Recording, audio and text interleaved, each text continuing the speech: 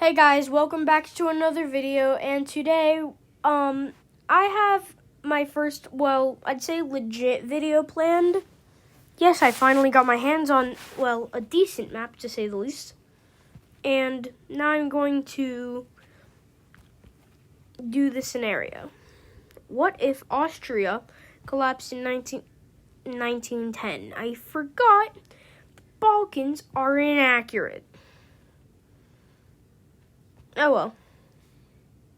Then what if what if Austria collapsed in 1913? It is what it is. So, to kick this whole thing off,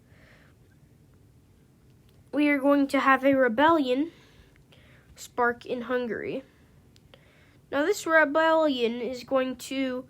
Okay, it's probably best I have a map overlapping this.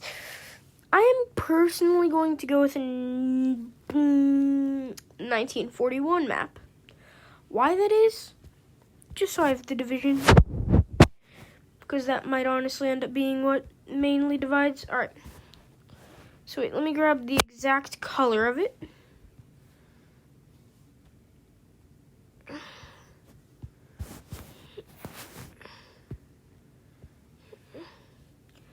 Let me grab the color and then let me lighten it up. Alright, there we go.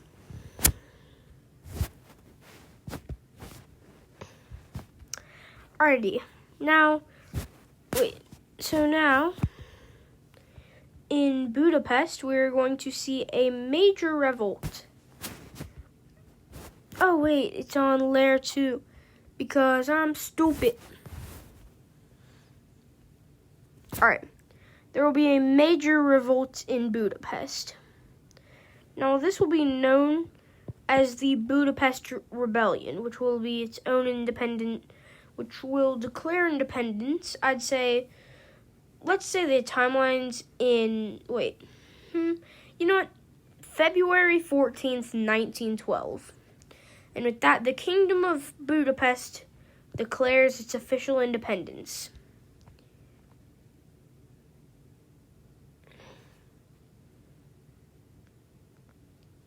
And with that, all this started on February 14th, 1912, and so far, it's not looking too good for the Austrians. Then, we're going to see Croatian rebels pop up shortly after, known as the Zagreb Society. These guys are going to do the same thing that Hungary did and declare the independence of the Republic of Lesser Croatia, officially only having the lands in blue, but declaring the lands outlined. Now, the Austrian government is starting to get unstable. So the Hungarians are going to fall, which just makes them even more mad. Womp womp. Now, they end up besieging all of this land,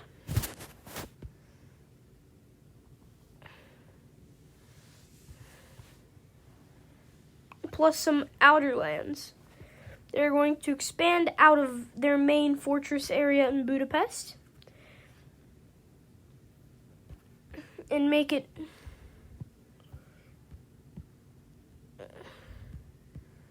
wait, hold on. I actually need to fix the color real quick.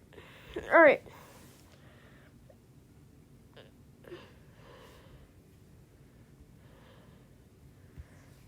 Oh my god. Oh, hell no. Man, shut up. So wait, let's retry that.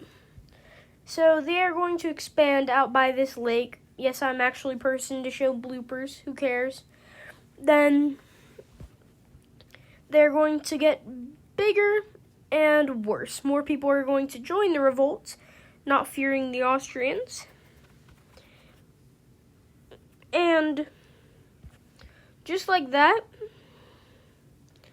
the Hungarians had claimed the entirety of a breakaway state from the Austrians.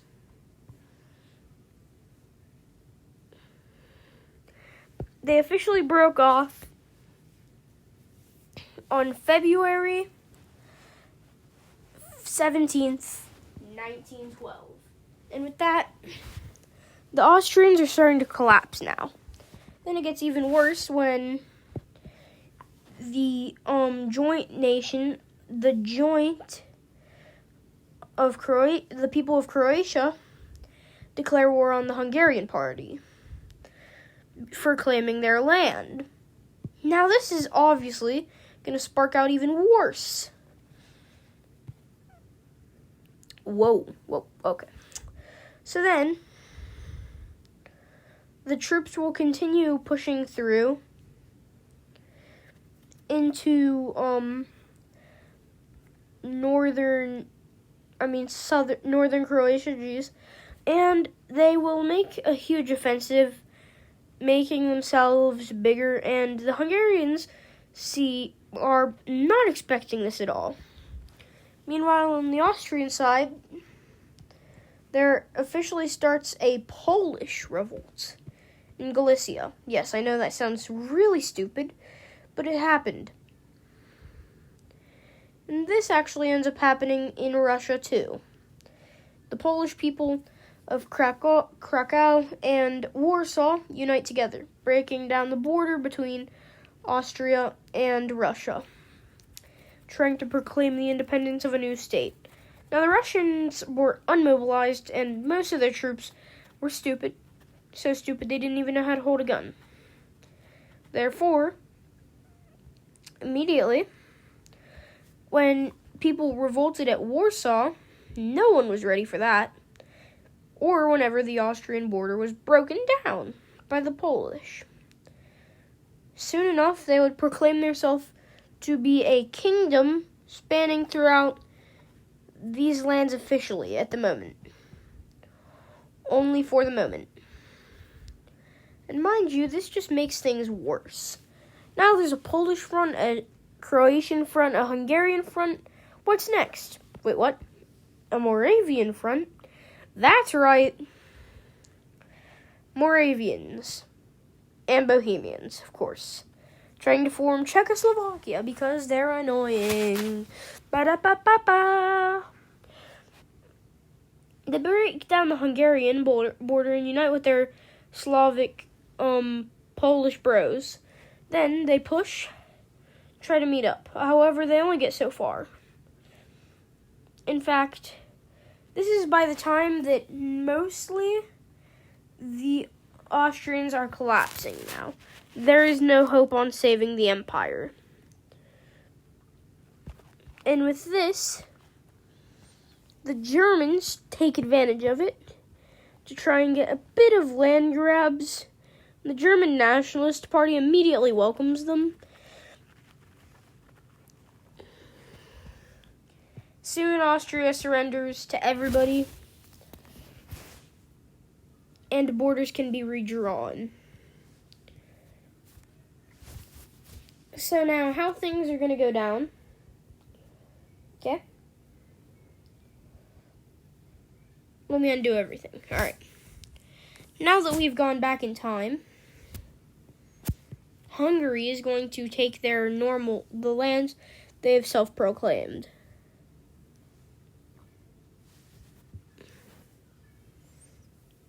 Now, on the other hand, the Moravians and Bohemians will never allow this. So, the Moravians, whom are in Slovakia, declare full independence in the north from the Hungarian beast.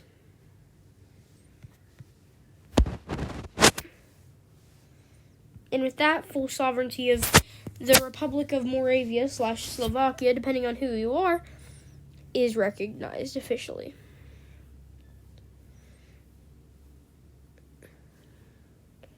Next, shortly after,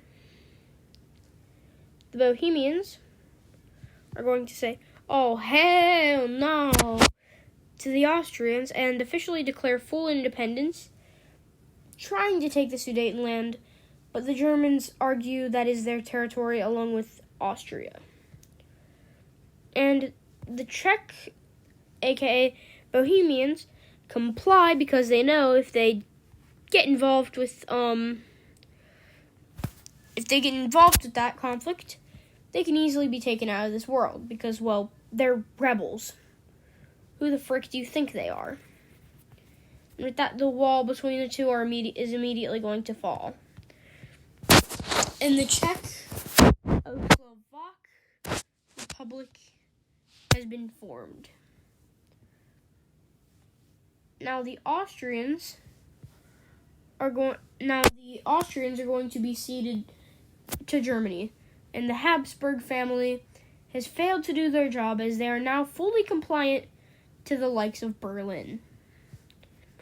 Well done. Well done, Habsburgs. You failed. How do you feel? Probably great right now. I can imagine. Your throne has been stolen, and you guys are absolutely stupid. Wop, wop, wop, wop, wop, that, wop, wop, wop. Sorry, it's a good song, mate.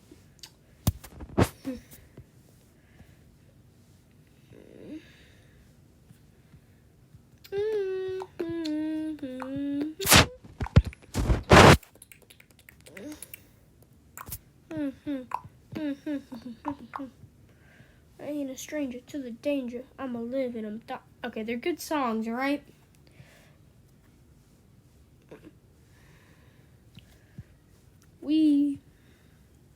The Austrian power has officially fallen. The Austrians are no more. The Austrians will never be more. But maybe, just maybe, there's a gleaming light of hope. For the Austrians are now the most autonomous republic in the entirety of Germany. Now, finally the Croatian crown. The Hungarians were more than willing, for their own sake, to give up Croatia. They knew the Croatian resistance was super strong, and the Hungarian Party of Independence had also just lost all their men.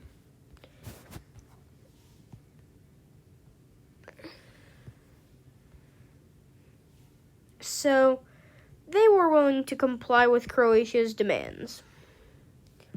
Just like that, a peace deal had been struck between the four major powers. And then guess what? It's going to be a Soviet Union moment. You know how Kazakhstan was unexpectedly, or Kazakhstan, depending on who you are, surprisingly was the last member of, was surprisingly the final member of, supposedly the final member of, I'm having a brain fart. The Soviet Union. Well, guess what? This is one of those unexpected moments. Poland remains under the Habsburg throne for only 3 days longer. For this had been drawn up on February 22nd. And on the 23rd, the Poles declared independence. And now that the Polish had been fully independent, they had been absolutely massacring the Russians to the point where they now occupied all of this land. And surprise, surprise, they ended up advancing more. Until they pushed, and they eventually got to Lviv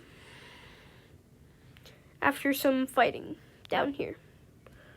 Because that's near Lviv, of course, so. Once the border looks something like that, finally the Russians surrendered to the Polish cause. The Habsburg Empire had sadly been no more from this point on. Then, the Kingdom of Poland was founded with Suwałki being the northern part of the border. And after some peace talks with Russia, expansion all the way back to like some of their old borders. In the late 14th and 15th centuries, late 14th or 15th, doesn't matter. And finally, the Polish crown had been once again, with, of course, you know who, Bolesław V on the crown. Yeah, of course his name is Bolesław. Like, that's the most Polish name you could possibly have. Coleslaw's Polish, so why not Bolesław? At least I don't know, I think. Who knows?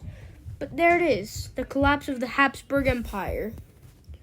What was once one of the greatest empires on earth had been turned to nothing in less than a month. Don't mind that, that's just my parents. But anyway, they had been fully dissipated. And actually with that, Romania is going to slightly take a bit of an advantage over this. And the Russians are going to get kind of beat up also, actually. So it actually ended up being a chain reaction, with the Moldavians and Lithuanians and the Baltics breaking away. So the dissolving of the Habsburgs early would actually kind of be devastating for the Russians, as the Lithuanians, most of the Baltics, Lithuanians and Latvians, technically, who cares, along with the Moldavians, would break away, form their own new states. Now, this could have been worse, but generally, this is how I like to imagine it.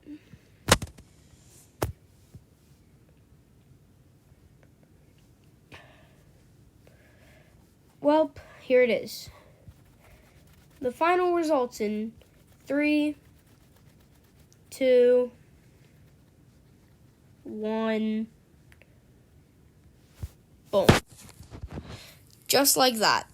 The collapse of the Habsburgs was actually thought to be inevitable, but it didn't happen until it was forced.